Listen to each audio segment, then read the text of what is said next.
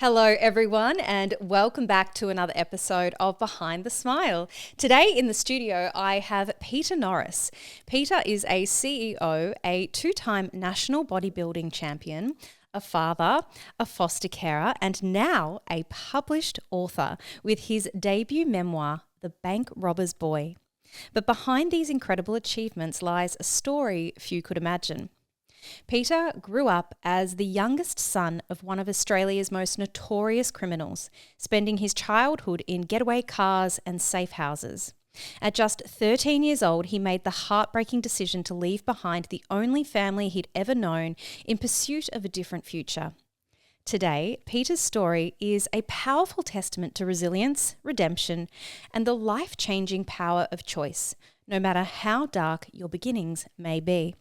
Peter and I were introduced to each other through our mutual friend Dobbo, and I am so grateful that you agreed to come on the show here today. So Peter, without any further delay, welcome to Behind the Smile. How are you today? I'm good, Ash. Thank you so much for having me. Really appreciate this. It's cool just to be talking about a project that, obviously once upon a time would have just been a dream. So this is cool. I'm so excited. Honestly, since discovering this book and learning about your story, it really is quite unbelievable. And I just think that our listeners have such a treat ahead of them today in hearing your story and what you have to share. So let's kick it off with some nice, easy questions to warm ourselves up. I'd love to start with, where do you live? What does an average day look like? And Peter, what do you do for fun? Yeah, easy one. So live in Wodonga, so just on the Victorian side of the New South Wales Victorian border. Have my daughter Sophie. Yeah, she's with me, which is cool. Yeah, and little blended family with us. So that's great. Yeah, so an average day for me, it's usually an early start. Taking kids off to early morning sport. So the kids are all doing different sports. So that's pretty cool too. Then off to my day job as a CEO. In a licensed club. So we've got about 100 staff. So wow, we're busy. With bars and restaurants and gaming and all sorts of things that 100 people bring to you on a day-to-day basis, which is great. My day, I'm also a football coach. So I coach under 14 girls football. I love it, which is amazing. Yeah, so that's usually night time and then home for the nighttime chores of dinner and bed and sometimes the days are sort of 14 to 16 hours long. Wow. And, so I had to find a way to fit in writing a book, obviously. And in all of that, you just decided to write a memoir. What was I thinking? But anyway, it's here. So it is here. Yeah. And it's an amazing story to tell. Yeah, thank you. What about for fun? I know that you are really into your fitness. Yeah, so for me, fun for me is fitness. So gym and my sort of day isn't really complete without some sort of fitness. So whether it's gym or run, this year with the book, my certainly gym, hasn't been as serious as it was last year where I was competing. So, but it's still part of daily life. So, and when you say competing, you were doing bodybuilding, is that right? INBA, so natural bodybuilding, and I suppose we'll get to the psyche of the sort of person that I am. But in short, really, in 2023, I thought I'd give that a try. Yeah, went along and did really well and came away with a couple of championships. I came away with a couple of silvers and some championships. Wow. But I'd come second and I kind of went, I need to do better than that. So it's not quite enough. Hence I went back last year and actually won 6 gold medals in 2024. So May last year. So unbelievable. And now that is a sport that requires an immense amount of discipline. Insane. Yeah. Wow. So it's and for those that haven't, done it, I think obviously there's a part of bulking up. So, you're bulking out to 100 plus kilos and then, quickly trying to shrink back to, 80 or sub 80 kilos to get ready for stage. So it's brutal and it's mind numbing and it's, you get a little bit grumpy and of course. And I imagine there'd just be those days where you just want to hit the fuck it button and go, I'm having a cheeseburger. Yeah, absolutely. And I was literally eating barramundi 6 times a day with lettuce leaf. That was it. Steamed barramundi and some lettuce. and watching my kids smash cheeseburgers. And I'm really curious, are you somebody who has ever used food as a way to feel better? I guess where I'm going with that is, so for me, food was my first addiction. I got sober 5 years ago, but food was really that first substance or fuel that I had discovered could make me feel better. And I know a lot of people, you know, maybe they're feeling a bit sad, they might have some chocolate, you know. Is that something that ever happened for you, and therefore this kind of training was even more difficult, or has food never really been? Yeah, no, food has been an issue for me, and food and alcohol, in fact. So at one stage, you know, probably 15 years ago now, I blew out to, I reckon, about 115 kilos of really unhealthy weight. And it's funny, if anyone who's sort of been through an addiction of sorts, it's, you kind of don't realise. And I had this, and again, not sure what yours was like, Ash, but I had just this snap moment. And it was just one particular moment, one particular day, when I looked in the mirror and I literally just went, what the fuck are you doing? What are you fucking doing? Like, what have you become? And just from that point onwards, and I was so unfit. Like, I went out and tried to run 400 metres the next day because I went, I'm changing, this is the point, and I couldn't. And then, you know, 2 years later, I'm in New Jersey in United States, running 24 hours straight without stopping. You know, that is my addiction now. Is if I say I'm going to go running or I'm going to go to the gym, it's not just going for a run. It's like I'm going to go and try and be the best in the world or the best in my category or the best whatever. So that's my addiction. I can't not go all in. Yeah, there's this drive to be the best. Yeah, so I'm harnessing my addictions into into healthy addictions rather than harmful ones. Yeah. Can we talk about that a little bit more? When did your dependency on alcohol creep up? Was that working in hospitality, or was it younger? No, look, younger, I was a social drinker with my mates, you know, like we'd all do, just go to the pub and have a beer, but really it was through hospitality. I imagine it would just be so easy to, you know, it's socially, you're with customers, you're with friends, it's so acceptable. Yep, and it was, and, you know, and I even had a CEO in my younger days who would, you know, you'd go off on a conference and the expectation is that you'd be at the bar at 4 p.m. and it's like, and you just keep going till you fall over. And everyone would laugh about it. And so, and not blaming anyone, you have a free will and a choice. So I actively just rolled into that. But as you say, I think in our industry, you know, you'd finish work, you'd knock off, you'd drink. Days off, you'd get together and drink. So it just became the norm. So, and we're about to talk about your childhood in a moment.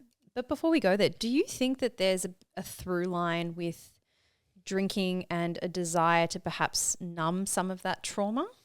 Yeah, yep, definitely. And look, we all know there's a sort of a temporary relief with addiction, depending on whether it's drugs or alcohol, whatever your poison is that you do get some temporary relief. But all of us who have been there also know that the other end of that, there's no relief. And eventually it kind of stops working. That was my experience anyway. And then you're stuck with, like you were talking about, all of the consequences, you know, being overweight, being unfit, not feeling healthy, not feeling confident, all of that comes with it. That. Yeah, I mean, the confidence, you know, goes, like, I wouldn't wear a T-shirt because I was embarrassed about man boobs, you know, just couldn't wear the clothes I wanted to wear, wouldn't start a conversation with anybody, just zero confidence. I find it's harder to show up for people that you care about as well when you're not feeling great about yourself, whether that's a partner, your children, your colleagues, it's really difficult. Yeah, you know, when I was a CEO at that point, just starting, and I was like, on reflection, I go, God, I was terrible. Like, I shouldn't have been in that job. I really, you know, in terms of my capacity to be a CEO, just definitely wasn't there. Like, you know, and now, but, you know, compared to now, I go, geez, I was just, it's almost embarrassing. But anyway, it's hindsight, isn't it? I have the same reflection. I was a national sales manager at a very, very big business organization, and I was flying all around the world, and upon reflection, I realize now that I was probably only ever operating at about, 70% if I was lucky. Yep. At the time, I didn't realize that because I thought I was giving everything I had. Yep. But then you get healthy, sober perhaps, and then all of a sudden your bandwidth becomes so much more expansive that you can hold so much more and show up in a much better way. Yeah, and that's exactly right. And it is on reflection. And I was the same at that time. I thought, I'm killing it. Like, I can drink all night. I'm getting up the next morning, still showing up. Yeah. I'm not having sickies or whatever. I'm still here. But, yeah, the quality of what I was doing was poor. And compared to now. And I think a good example is, you know, stressful situations when you're under that sort of stress with addiction and, you know, in a big job like yours and mine, I certainly didn't handle stress as well. Well, I did. I handled it. I went and had a drink. Whereas now, and I could have 100 things come at me in a day that some people would go, oh, that's a catastrophe. And I was like, yeah, I don't bring it on. Like, that's easy. Just sit down, calmly think our way through it. It's not a problem. Yes. And, you know, and that's probably a bit of a superpower in having some of these experiences. I've had one as a child, but also, you know, as an adult through some of that alcohol addiction too. So yeah, thank you so much for sharing. Let's talk about your childhood then, shall we? Peter, I've asked you to bring in a photo today, and that photo is from a time in your life where you were hiding behind a smile. So you were presenting one version of yourself to the world around you, but the truth was it was in complete disconnect from reality. Could you please describe for our audience, what are we looking at here? For those watching along, I'll bring the photo up on the screen. For those listening along, what are we looking at here? And what was going on for you at that time in your life? yeah, so we're looking at it's a black and white photo, and we've got a Rolls Royce, and we've got a chauffeur driver with his little hand on his cap, and he's sort of tilting his cap as you might expect. And you've got my father, Clary, you've got my sister Kelly, and myself, and we're standing out the front of a sort of palatial 5-star hotel in Perth, Western Australia, called the Merlin. It's no longer there. And we are all smiling because we've got a newspaper photographer he's telling us to smile because we're about to be on the front page of the paper the next day. And the really interesting part of the story is that because we'd entered Dad into a competition, he had just become Australia's best mum. So, we didn't have a mum. Dad was our mum and dad, so we decided at that time. So you nominated him for this award. Yeah, we had to write in a letter about, why our mum was the best mum. We went, well, Dad's our best mum, so let's do that. Anyway, funnily enough, he won. But the twist to the story, I suppose, and yes, we were smiling, but Dad was on the run from the police at that stage. We were all on the run, so we're all in hiding. And whilst we're all smiling, Dad, literally 60 seconds before that, he's like, you fucking kids know what you've done. Like, I'm on the run. This is like the least inconspicuous. Yeah. It's like, I really can't be having my photo taken. So he's smiling too. So yeah, so he's also hiding behind his smile. Yes. Like, fuck, this cannot be happening right now. You guys are dead. How gorgeous though that he kind of went through with it. And that was the funny thing. I'm like, there's no way this is happening. Yeah. And yeah, he went through it, and we spent, our night in this fancy hotel. And like, if you look at the photo, like, I've got grey school pants on. Like, I've still got my school pants on because we had no other clothes to wear. So, I mean, I think for Dad, it was like, my kids are not going to get this experience, so I'm just going to have to sit through this. Wow. And hope we get through it. And we checked out the next day, and off we went back on the run. But the front page of the main Western Australian newspaper, we were on that the next day. Can you imagine the police looking at the newspaper article come through? They're like, hang on a minute, this guy is like Australia's most wanted. Yeah, and it would have happened it would have had to have happened, I'm assuming, just being on, because his photo was everywhere. Wow. So yeah, it's a pretty funny story. And despite the fact that was an awkward situation, I mean, my smile absolutely was hiding the fact that, at that stage I was, 11 years old, and, we'd been on the run like most of our lives at that stage. And, and I was certainly at that age, I was starting to believe and think that I wanted something different. I mean, as much as I love being with Dad, that, there was just no peace, I think. So I was smiling, but on the inside I was churning, so. Yeah, Of course, of course. I can only imagine how unstable that must have felt to grow up with that level of uncertainty and unpredictability. Yeah. Your childhood was anything but normal, Peter. But when was it for you that you think perhaps you started to realise that your childhood wasn't normal? Yeah, I mean, there's probably a few occasions when I've seen Dad, hauled away by the police a few times, but I think really do remember the very first time was finding bags of cash in Dad's cupboard and handguns when we're looking for Christmas presents. So that was really the first time. I'd seen signs of it before that, but was kind of still young. I think I was 6 years old, so I was like, I don't know what that means, but finding bags of cash, and I was with my sisters at the time, and we kind of went, okay, well, our family isn't normal. It's not the same as everybody else's, and that became far more evident from that time on. So, were you able to make friends as a little boy because you were on the run, or did you kind of find that because of that you had to keep moving and didn't get close to people? Yeah, I was really good at making friends. Like, I became a really sociable kid. But having said that, I knew that I would be short-term. All of them were short-term friends. So, I mean, I cannot remember finishing a single year at school, certainly in primary school. And, you go even in, I didn't do grade 6 or year 7 at all, like completely missed those 2 years of education. So, it was really hard later in life when things settled a bit and I got back into school to kind of even just fall into the social circles that everybody else had all those years to develop. Yeah, of course. So I just kind of used being an idiot, the class clown, to kind of fumble my way through those years of year 8 and year 9 and things like that. But we got there. Yeah, you certainly did. Yeah. You're now a published author, so there you go. Still weird, even though been out since March. It's kind of weird to hear that still. So. Yeah, I bet. But cool. It's beyond cool. So you're a young boy. You're able to make friends relatively easily. You're a bit of a class clown, but I imagine there's parts of your life and your story that you're holding back because things aren't quite normal. The other kids aren't finding bags of cash and guns in their cupboards. You tell an amazing story about being 6 years old and robbing a school. Yeah. Yep. What was the thought process there?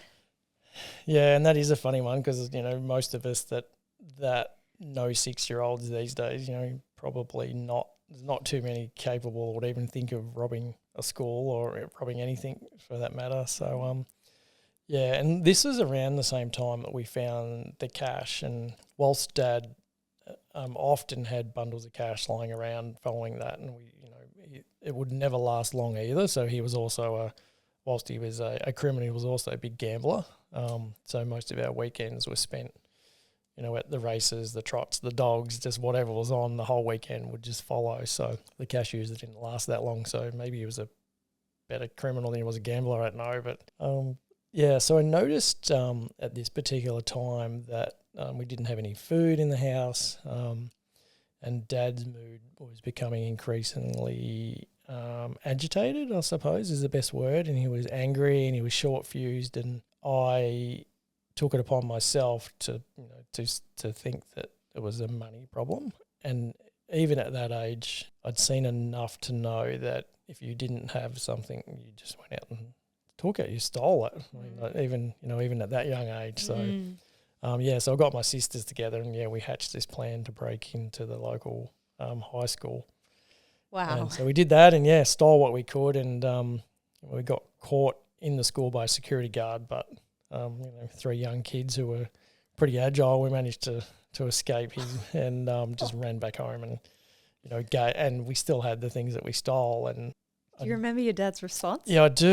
And it's interesting because even at that age, I was smart enough to listen, and he was saying all the right things in times. Don't do that again. You'll end up in jail. I'll take you down to the police station. All these sorts of little messages.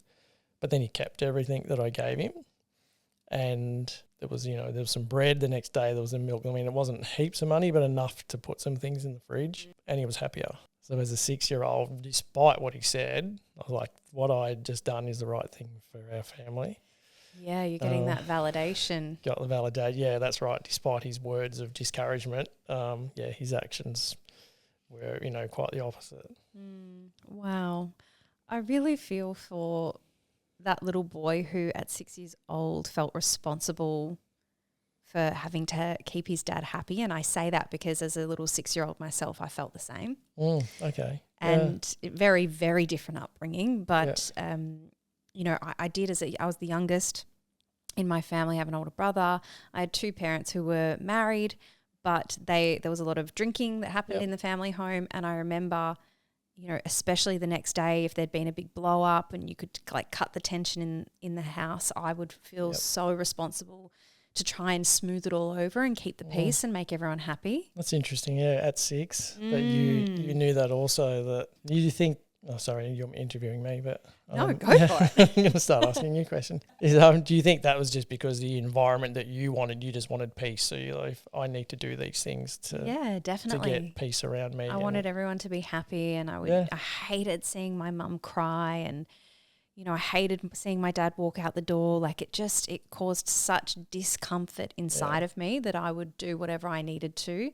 And that then turned later into chronic people pleasing, because I started doing that in my adult relationships until I did the work and got sober and figured out my stuff.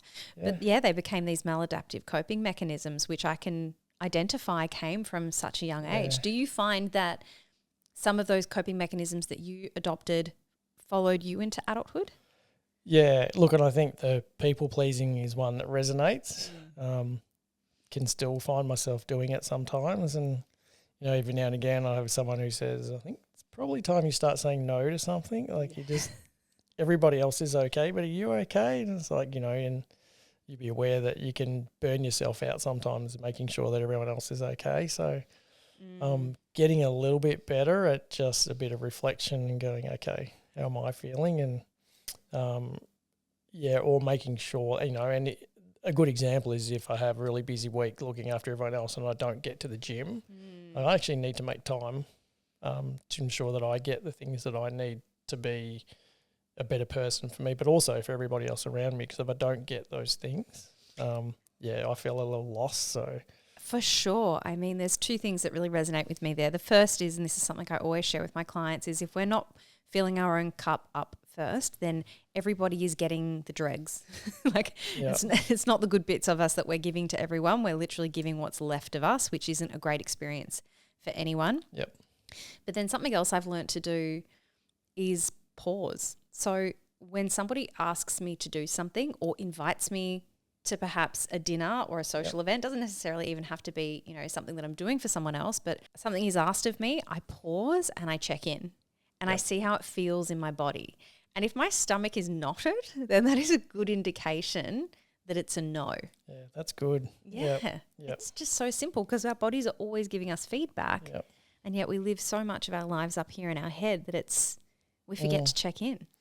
Yeah, it's funny, and this is not on track really, but I remember as about a 10-year-old, I was walking down to the shops, which I'd done just about every day, to get a newspaper and a couple of things for Dad. And there was this car parked on the side. I could see it probably 100 metres down the road, and just a car, 2 guys sitting in it. I had this most dreadful feeling that I'd never had before.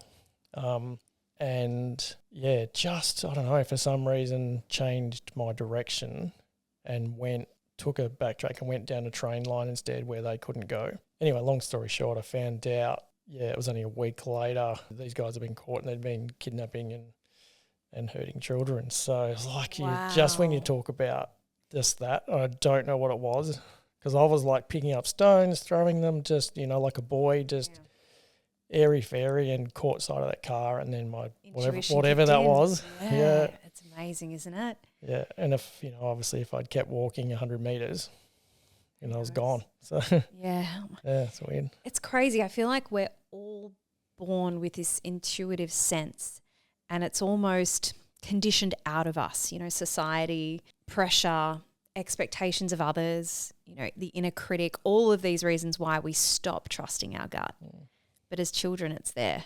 Yeah, and we're almost trained not to, though. You're almost told not to question, in certainly in some respects of life these days. But I think, and I think like when we were at school, it was very much sit down, listen to the teacher, put your hand up. Like it was that sort of strict, structured environment, which I guess breeds people who are easier to manage and control. Yeah. And then you put them into organisations and it's the same thing, easier to manage and control. Yeah. I mean, we could go off on a whole tangent here. Yeah, definitely could. We'll bring it back. We'll bring it back. But really interesting to know that you had that experience at such a young age and that fire, that intuition within you was so alive. Yeah. Peter, can you tell me about your mum or any memory that you might have had? Because you mentioned that she wasn't around. Yeah, unfortunately, zero memories. Photos, I've got photos, so I know what she looks like. And I've got an older brother, David, who's 7 years my senior. So certainly in writing the early chapters of my story and my memoir, he helped me out. But there's a few really critical moments in those early stages of my life, and and just that whole dynamic with mum and dad where, mum and dad had separated anyway, and mum had found herself a new boyfriend, Tim, who was an ex-British commando, so some big tough guy. And anyway, long story short, mum and Tim started living together, and we were there sort of every second weekend. So there'd be me and my sister one weekend, and my older brother and my other sister the other weekend. And anyway, one weekend, my brother Dave walked into the bedroom, and and I think mum and Tim were sleeping together and really just wanted to get Dave out of the bedroom. So Tim's just throwing him some cash, $2 note from Dave's memory, and just told him to get out or fuck off, actually, I think was the exact words. And so Dave's gone to the phone box and rang Dad, who's just said, right, I'll sort this out. And popped around with a tomahawk and knocked the door in, and as Dave tells it, knocks a bit of caves in a bit of Tim's skull in the process. And and then it was really just like mum's back in the house, so cool, it's a positive memory for Dave. He goes, it was great because the family was back together. But then I think it was only 2 nights after that Dave recalls hearing, and he was around guns a lot. Obviously, there was guns in the house all the time, and he remembers the bolt of the .22 rifle being cocked, and mum whimpering in the kitchen, and dad and one of his criminal mates, really looking down on her and just saying, what the fuck have you told the police? So they'd noticed the police were hanging around the house, and they were right. 2 days later, the house got raided, Dad got taken away, and Mum took us to her mum and dad's house, or our grandparents' house. And one morning she cuddled us all, apparently, and picked up her shopping bag and caught a bus and never returned. And that's it. Like, to this very day, we haven't heard or seen from her. So she would be only 70s, early 70s. So, potentially still around, possibly still around, and disappeared off the face of the earth. And as a child, growing up, I hated her for that. Of course. But as an adult, it's a little bit different. I'd still question how difficult it would be to walk away from 4 kids. However, given what she was going through, you can't really begrudge her for wanting a fresh start. And when you think a little bit more deeply about it, if she had have taken us, there would have been no end to Dad's hunting us down to come and, he wanted his kids around him. And he proved that over and over again. Something he promised you time and time again, wasn't it? That he would always find you. Yeah, that was one promise. Every time I saw him handcuffed or, on the ground or, with a detective and his knee in his back, it was just the first thing he would look at me and just say, it's going to be okay, I'll be back, and he always was. So he always kept that promise. So. Wow. When your dad was put in jail on these multiple occasions, I remember you sharing at one stage in the book that you actually ended up in jail yourself. Yeah. Because there was nowhere, was it a lack of state care? Yeah, and this is it's really only a matter that I've finalised, but it's it's certainly closed in terms of a hearing against the state of Victoria. So I was made a state ward, as was my sister Kelly. So we were made state ward, so literally children of the Victorian government. Yeah, and despite being and we were abandoned children, literally, as dad was incarcerated and we had nowhere else to go. And we were told at that time that the only option they had for us was to put us in youth detention homes. And the excuse we get even today is just that's just the way things were done. But again, you'd question, when is it ever okay to put children through no fault of their own in a youth jail, and it wasn't a nice place. I can only imagine going through that and being exposed to that environment, and the other children who were there, who I imagine were quite violent. Yeah, in the eyes of the law, they deserved to be there. Whether they deserved to be in that hellhole or not, I'd question. But that's they were they'd been to court, most of them. Yeah, and we're in there for a reason. And how did that feel for you?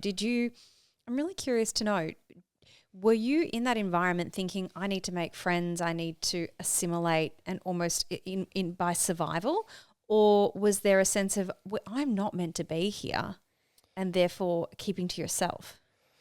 It changed as I was there. So I was there for, in between 3 and 4 months. There was a couple of real issues that I had with it. One was I didn't know when I was getting out.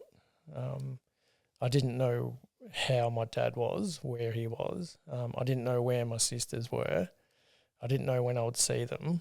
So I had no communication whatsoever from social workers or, the people that were my legal guardians. So that was the most terrifying part, because you're a child, and as far as I knew, I was never getting out. So that was a really tricky time. So to answer your question, at first, wasn't really about, I suppose, assimilating or getting friends. It was really just keeping my head down. I was street smart enough to know by that age just to not look at anybody, put my head down. But I think that changed a little bit when, and there's a few incidents, one particularly when I was crying at night time, and I'd just had enough, really. And one of the guards, just a despicable individual, decided he'd make an example of me and drag me out down the hallway and beat me until I pissed myself as a 11-year-old kid. So I don't know what enjoyment he got out of that. And then put me back in bed. But the day after that, I just hated everybody, hated the world. Just that much hatred. I don't think I've felt that much hatred, since that period of time. So it was a difficult time, and I do remember some of the other kids escaped from there around the time, probably a week after that incident with the guard, and I didn't even bother trying to escape. I just felt like, I do remember being asked, and in my head I was like, "What? There's no point. I couldn't see a point," and I was just sort of still in that mode of just hating everything, everyone, that I just literally just wanted to lay there and hope the time would just pass. So that was it, really. It's just it's horrific on so many levels, and anyone would understand if you had gotten out of that environment and turned to a life of crime and thought, fuck this, the system is rigged, I'm just going to look after me, myself and I. But that's not what you did. Like at age 11, you went and got a job. I mean, this is a brilliant story. Yeah, so good. Lied about your age to get a job at Kmart. And then you started getting all of these employee awards because of the way you were showing up. Yeah. What is it about you Peter, that made you decide to use that fuel as fire to become a better person? Yeah, and it's a really interesting question, Ash, and I wish I had a recipe for it. So, it's if I had to answer it, and I think it's just I saw so much evil, and I understand that when people can see that and they're subjected to it, that they can sometimes become that. But for me, it just kept reminding me of what I didn't want to be. Now, I don't know why. have no idea why. But every time I saw something horrible like that, or experienced horrible, or I witnessed someone just being, just fucking unkind for no particular reason, it just kept piling up for me. And I dislike people like that, and I still do. I hate bullies. I hate people being unkind just because they can, or they're in a position of power. They're the sort of people that I really, really dislike. So I like to, which is probably another thing, I like to protect people like that. So I find myself looking for those people, and even in the workplace or something, I'll the ones that are in the shadows, and drag them out a little bit and help them out. But so and this particular job at Kmart, Dad, I'd got out of Baltara, that institution, and was in a short-term foster care home, and Dad kept his promise again and came and found me, and we took off across the Nullarbor Plain in a car that he'd stolen, and exactly as you said, we went into Kmart, told them that I was 15 and I was only 11 at this stage, and they believed it to the point where they said, next time you're in, bring some, birth certificate or whatever. And Dad was pretty good. He said, it's packed away. We've just moved across from Victoria. We'll get it out and bring it in. And of course, I never asked for it again. So that was the plan. And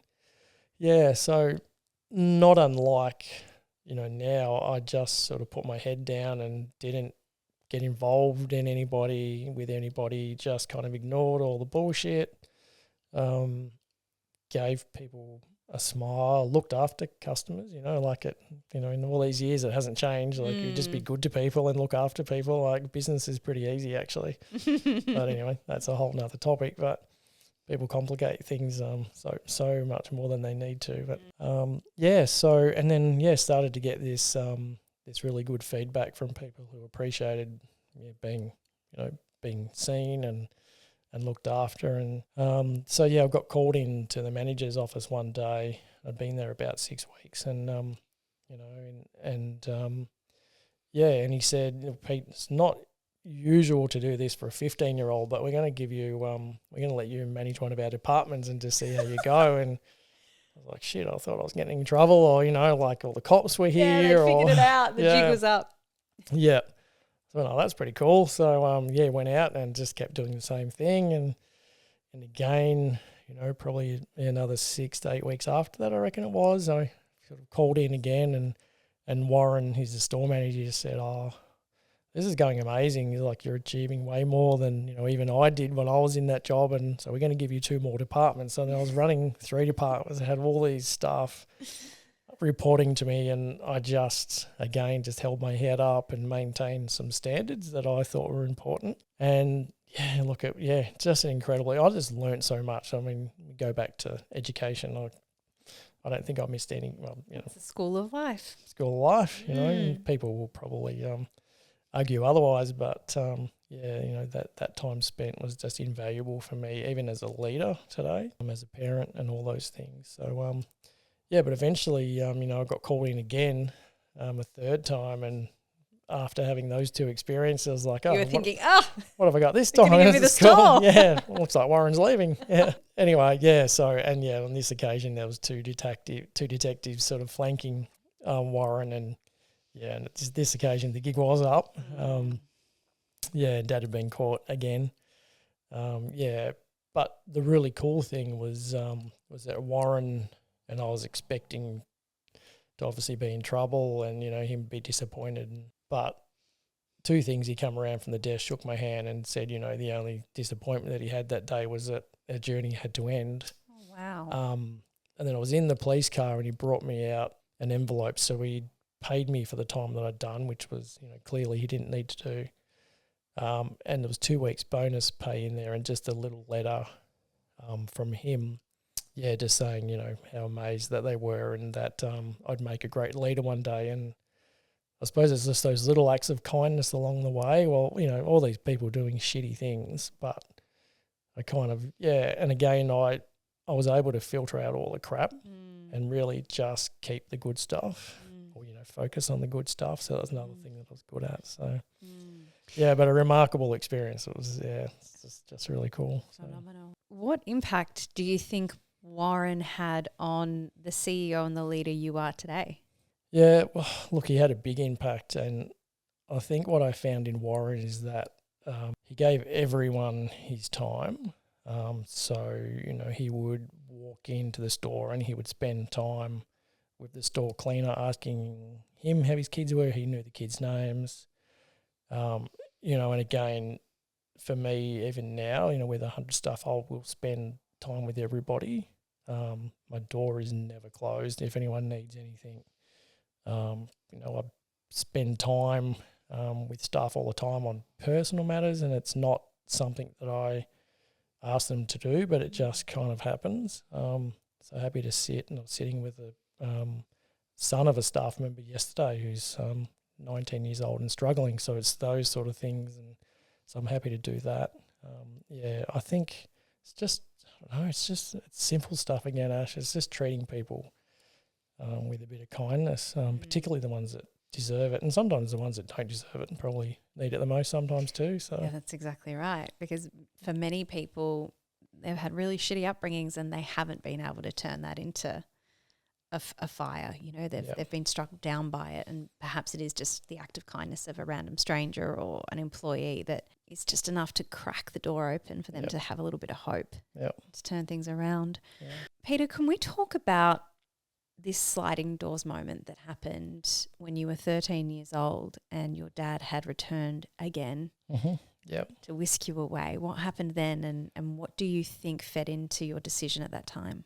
Yeah, and look, and it's still probably the most poignant moment of my life. Not probably, it is, because I have no doubt, had I not made that choice, life would have been very different.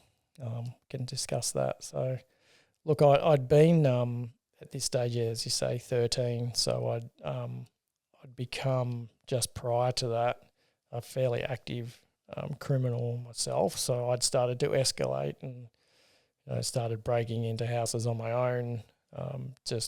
Like all day. I'd get up in the morning and go and break into houses and sell stuff, and that as a 13-year-old was really just, obviously just the start of what would become. And I ended up getting caught again. It was probably fortuitous that I got caught, and this is another kind of little sliding door moment where the house that I'd broken into was owned by a detective. But his wife was just a beautiful woman who saw more than a little shit 13-year-old. And, it was on her recommendation, I was sent off to a foster family for 3 weeks. It was really just to get out, just go and chill out, go and relax, stop hating the world. And during that time, I'd also had a judge for those break-ins tell me that I was definitely the worst 13-year-old criminal that he'd seen. And but again, one thing that he said to me was, he's not sure whether I was actually going to be the worst criminal that he's ever seen, or I was just a kid having, going through a tough time. So again, I was a bit of a deep thinker even at that age, so I was able to just take those comments away and have a think about it. I was pretty clear on the path that I was on. And so I went to this amazing foster family, and they were dairy farmers in a small town of Gigari near Shepparton in Victoria. Had 6 kids of their own, and took me in for 3 weeks. And in that 3 weeks, I stole their car. I did all sorts of stuff, and at the end of that 3 weeks, just expected that they'd be pretty happy to see me go. But again, another little act of kindness. They sat me down at the end of that 3 weeks and asked me to stay. And wow. Which was amazing. I didn't deserve it, but clearly they saw something there that that I hadn't quite harnessed myself yet. So I accepted that, and then it was I got back to school, which was amazing. So I started in year 8, and as I touched on previously, just started to be a dickhead at school and just try to fit in and be the class clown because I hadn't had those foundations of education that the other kids had. So I bluffed my way through that a little bit. And then Dad featured, we were sitting there one night and there was a TV show called Australia's Most Wanted. My brother used to make me watch that, and it Did he? terrified me. I was so young at the Do time. you remember it? Yeah. I remember. Yeah, so Dad was like the first person on that. And Oh my goodness. of course they make them look so evil. The photo was horrible. I'm like, Dad doesn't look like that. And anyway. I can't imagine what it would have been like as a 13-year-old to see your dad flash up on the TV. Yeah, and particularly as Australia's Most Wanted, because to me, I'm like, yeah, like he steals stuff and he maybe robbed a few banks, but he's not that bad. But Was it because he kept breaking out of jail? Yep. Yeah, right. Yep. Yeah, he broke out of jail, a few times. Yeah, so look, yeah, so seeing him on there was a shock, but the one thing it did tell me was that he was out of jail. So, I mean, I didn't know. Yeah, So if he's wow. Australia's Most Wanted, he's clearly not in jail anymore. So,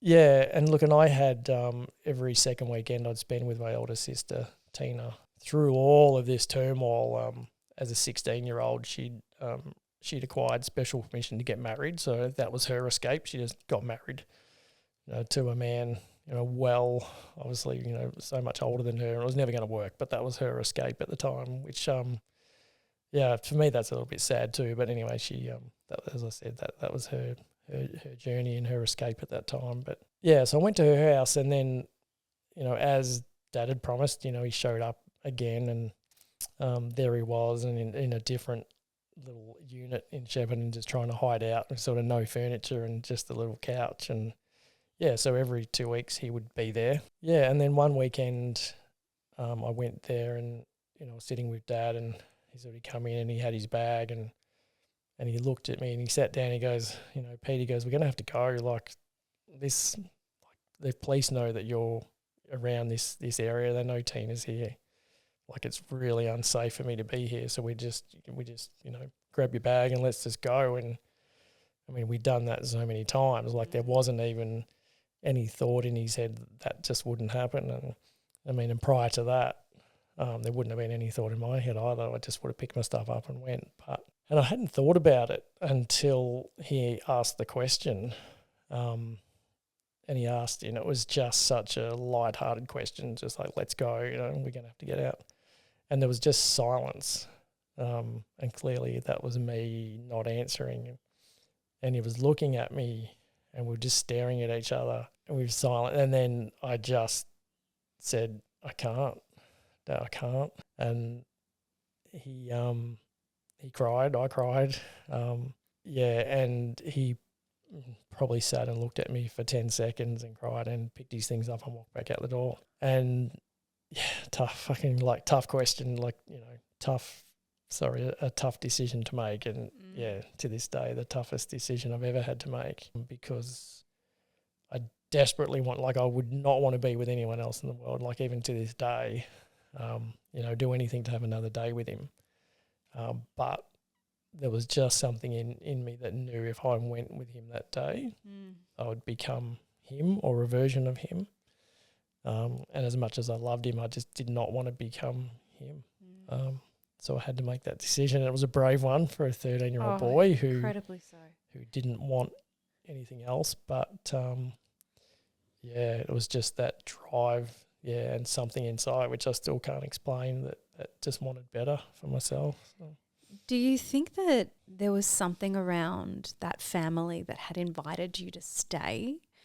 Finally being chosen after all of these years of moving from different foster places and into the system, and then all of a sudden you arrive at this home, you're still acting out, and they're like, no, we accept you, we love you, we want you to stay?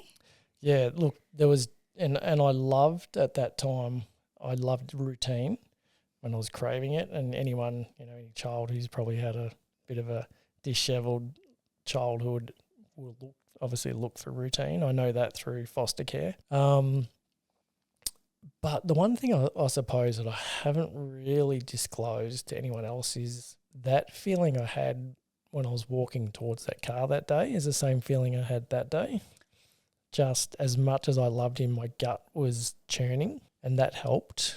Wow. It was just, it was almost that would be a life-ending decision. Like, it sounds dramatic, but that's kind of just the way I felt. Yeah, and I had to watch him walk out the door, and as it turns out, I didn't see him again. But which is again is horrible, and makes that decision even harder. But I still am proud of that decision. Absolutely.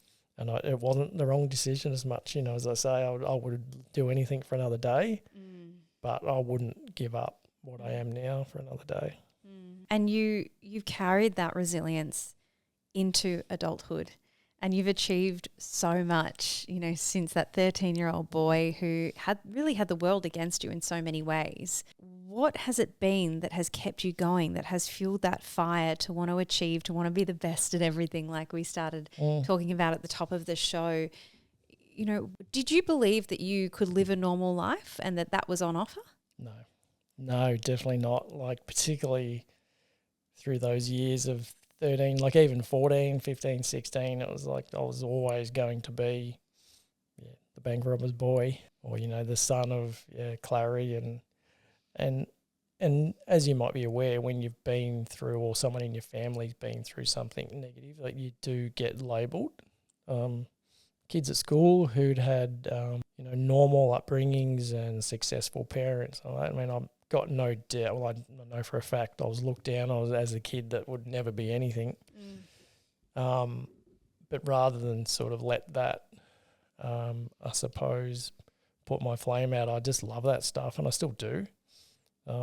It drives me to want to succeed even more, and I've just got this, I don't know what the word is, maybe it's a courage or a hunger to whatever I do, I just want to do it really, really well, or I want to give it everything I have at least. And I'm not afraid to fail. I really don't mind if I fail, but I really do take that attitude that I definitely don't want to go through life with any regrets, and I've absolutely had a crack at this stage at everything that I want to. There'll be more, but for now I've really achieved everything that I've put my mind to, like absolutely everything. That's incredible. So there's nothing unturned at this stage. So that is absolutely amazing. Which is great. When did you start fostering children yourself? Yeah, it was only maybe 5 or 6 years ago. And again, it's just a feeling of just knowing, okay, it's my turn. It felt right. And it was just respite care on the weekends. And, it started with a couple of little Thai boys who were 2 and 4, and, they had, one had a broken arm and a broken leg from an abusive father. And, as you might understand, it's just really the simple things become really important. So, a bedtime story, a hug, someone to be standing next to you when you're brushing your teeth. Feeling of safety obviously is massive. That's obviously an obvious one. And then, just to go out and kick a soccer ball or go to the park. So you kind of forget, particularly if you haven't been through that trauma as a child, just how important the simple things are. So I've really enjoyed that. That's something I haven't done for a little while now as I get there, but ready to step back into it again.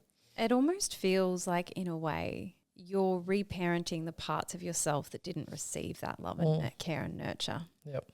It sounds incredibly healing. Yeah, it is, because, it may be the same for you, Ash, that you might love to grab your 6-year-old self and give them a bit of care and trying to take all that responsibility on yourself. So for me, exactly the same, particularly the 11-year-old me in the institution, wrap him up and make sure he's okay. But so absolutely that. So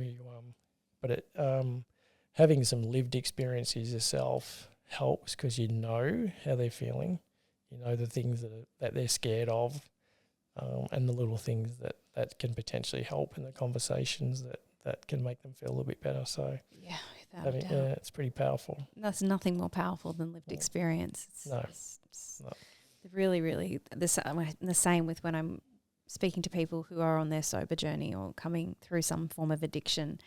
You can see the therapist, you can do the work, and it's all important, but to talk to another human being who has lived it and come out the other side, there is nothing more powerful. Everything. And I don't know why there's not, again, we didn't go into that topic, but obviously all these, counsellors and social workers, and they're great, but for me growing up as a child, like I did not want to talk to a social worker who probably had an education but had no lived experiences. There was just no connection. So it's just so important. Tell me, at what point did you think to yourself, I need to write a book? Well, yeah, it's because I feel like so many people think to themselves, oh, I could write a book now. But Peter, you really had you writing this and birthing this book is a gift to the world. It really, truly is. And I hope that everybody goes out and gets a copy of The Bank Robber's Boy, because it is an unbelievable story. And we've really just touched the surface here today. But it's a huge feat. It's a big chunk to take on. It is a big chunk. Yeah, it is.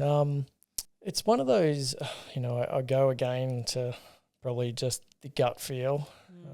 I'd spoken about it in other times, and I have this, and a good example is I spoke to my daughter today, and she was speaking about things that she wants to do, and she's 19 and she's got 20 things. And I said to her, okay, and she kind of gets confused sometimes why she's not doing anything. And I said, well, what's the thing you want the most? So dial into the thing that you want the most. So if I go back 5 years, I wanted to write a book, but I wanted to bodybuild, I wanted to this, I wanted to that, I wanted to holiday. So I had to wait until the time that that's the thing that I wanted the most. And I was willing to sacrifice and put other things aside, and sit there every night and, write my 400 words and 400 or 500 words or whatever it was that, and each night that I found I could write quality, and not sit there and cry too much and all those things, because it's an emotional journey. Of course. And there's things that I'd forgotten that I remembered as I was writing. So did you do any kind of therapy or breath work or meditation to try and bring up those memories, or it just came out as a flow when you started writing? Just came out, but maybe I should have. Like, that's something I've kind of found out about afterwards. So probably still don't have the knowledge, but yeah, I think that would have been helpful, like absolutely helpful. You know what though? Like, obviously you didn't need it for that period, and it's something you can do in the future. Yeah, definitely. I always believe in universal timing with that kind of stuff. Yep. Yeah, that's awesome. Yeah, there's obviously there's potentially more stuff in there that could come out, so that'd be pretty cool actually. I'd do that. Yeah, so the timing was right. And I had some good people around me, our shared friend in Dobbo. And a really funny story, I just flicked it to Dobbo's email, like some chapters or a synopsis, I suppose. And Dobbo, we all know how busy Dobbo is, and he's, yes. all over the place with 100 different projects. So he just didn't read it. And he's like, I get that shit all the time. Like, I'm not reading that. So, and he's, his lovely wife, Brona, has kind of came across it, and she's read it. She's like, you actually need to read this. Like, this is good. So then, we'd met before that briefly, but sort of, weren't really connected. And then, from Brona, really, Dobbo's kind of picked up the phone and said, okay, I think we've got something here. So I can't really help you at the moment, but I know, and all of us, anyone who knows Dobbo is, if he can't help you, he knows someone who can. That's exactly right. And that's what he does. That's what he does. So he connected me with an editor, Luke Jackson, who's a filmmaker and author himself. So as I finished a chapter, flick it to Luke, and and Dobbo, we've laughed about this as a group. I've sat there crying writing this chapter, and then just like wipe my hands of it and flick it to Luke, who then has to absorb all that shit. Yeah, and he's sitting there and like going, "Oh my god, I can't read this shit." So he is trying to edit it. Yeah. So quite a cool process, but so 2 years of that process. Wow. And of course, when you do that, Ash, you still. No guarantees, right? So it could still sit on your desk or on your laptop and not go anywhere. It's so true. You run the risk. Like, there's no guarantee that it's going to be published, that it's going to be picked up. No, or even if it is, do people like it? Is it going to sell? Yeah. And for me, it wasn't really about the selling. Like, it's two parts to it. It wasn't about the money. But I wanted people to You want read people it. to hear the story and to want be people to hear moved it. by the story Yeah. and potentially changed. Yeah, yeah, and that's now why I'm wanting to go out and, you know, I'm doing a bit of public speaking around it, because I have done a few, and it's a powerful story, and it, you know, I just hope it can help. I know it can help. Oh, it's going to. That's for sure. And that's really what I'm driven to do now. So if you ask me what I want more than anything else now, that's it. I want to go and speak and talk about my story and continue to get better at that. And you know, just give people a vehicle to become what they want to become. Just no excuses. And I think I don't know. It's like what's important to me is people making brave choices. And when I say that, like, you know, when you speak about, say, a relationship, and brave isn't necessarily just picking your shit up and walking out the door. Brave might be different. Brave might be you know, facing it. And, you know, trying to make that the relationship that it should be. And if it's not, then maybe there's other brave choices. Or, you know, people sitting in jobs that they hate for 10 years.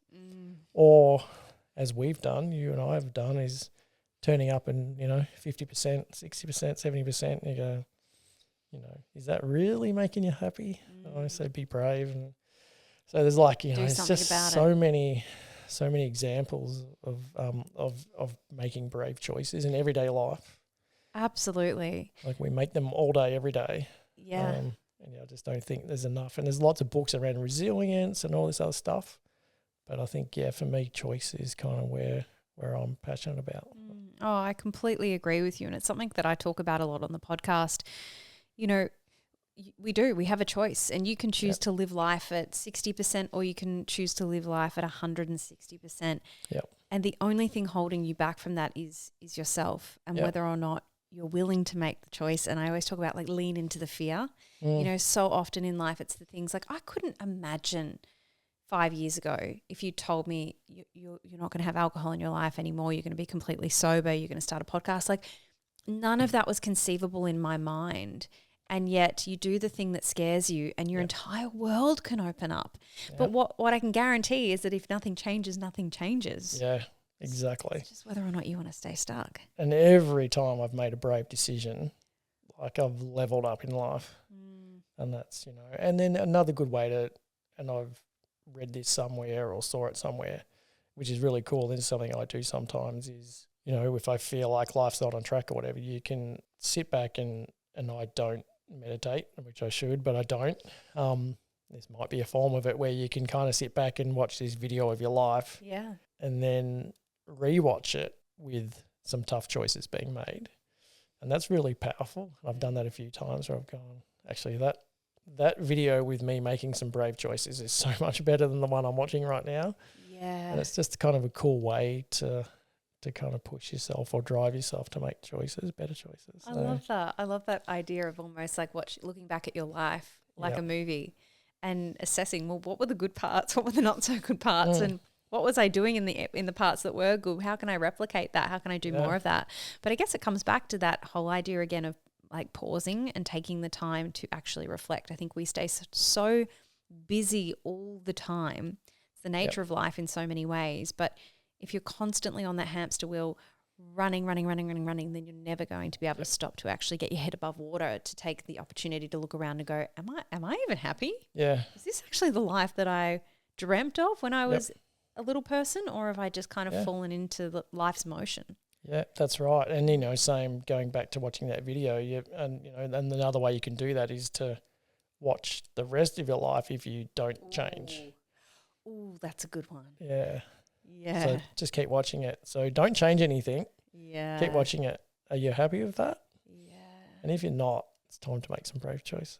I love that. I love that, Peter. That is a phenomenal place for us to finish up this conversation today. I have absolutely loved talking to you, and to anyone who has listened along, who's been watching along, please do yourself a favor and go and grab a copy of The Bank Robber's Boy, because it is just a phenomenal read.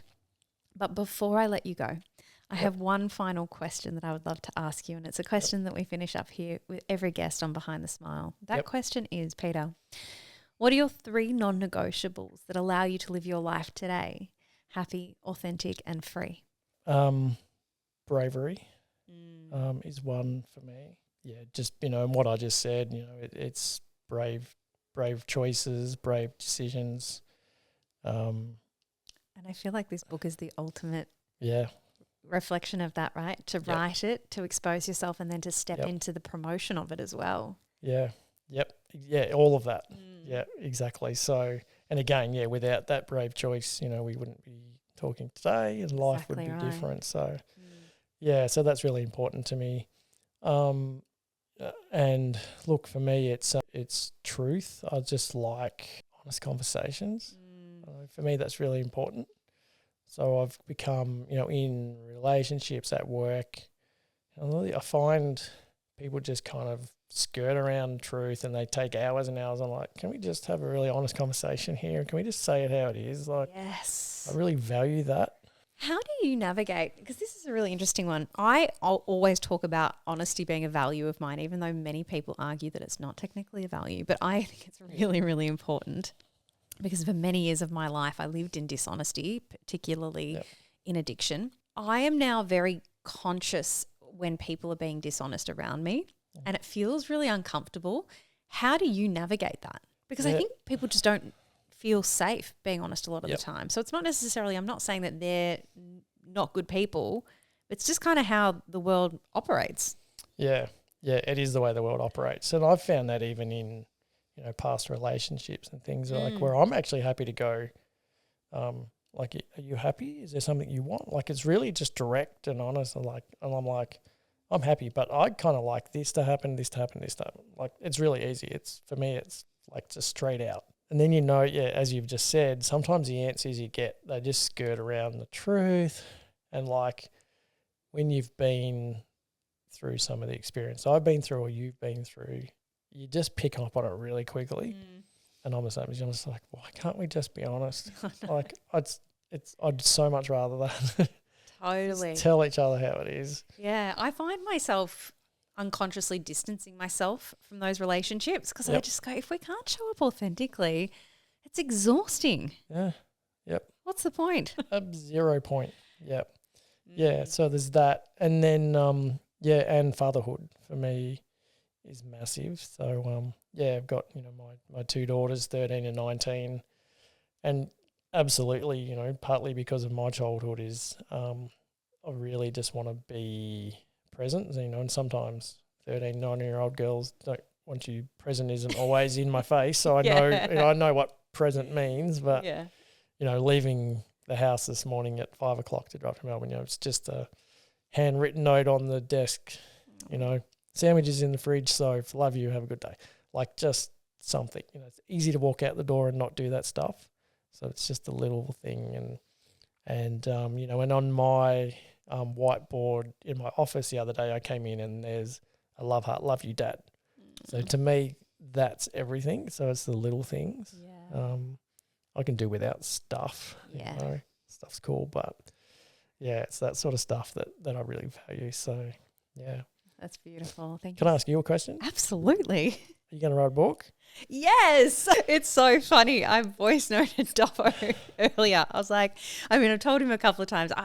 It's one of those, like, I've got the title, I've started the chapters. Cool. But it's one of those ones, and I think you described it so perfectly as, is it the thing I want the most right now? Yep.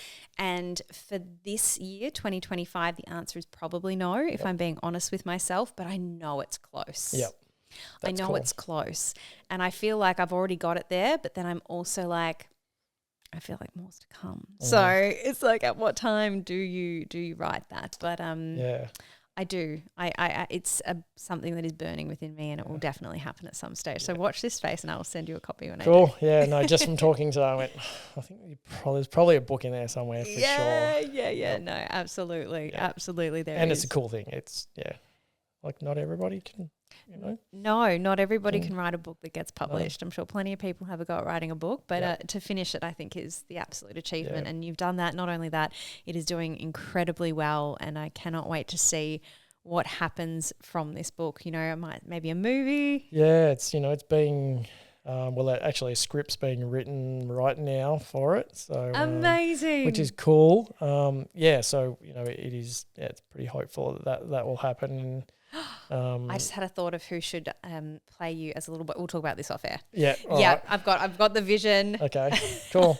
Amazing. Oh, that's so exciting, Peter. Thank you so much for joining me here today. If people want to get a copy of the book, track you down, where should they go?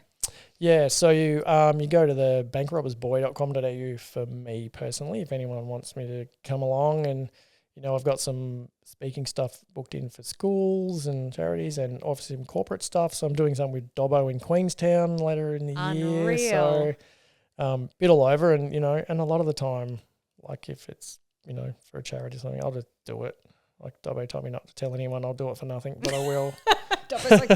Because I just love doing it. It's a reflection of, so that's cool. Your energy. Happy to do that. Amazon, Big W, QBD, Dimix.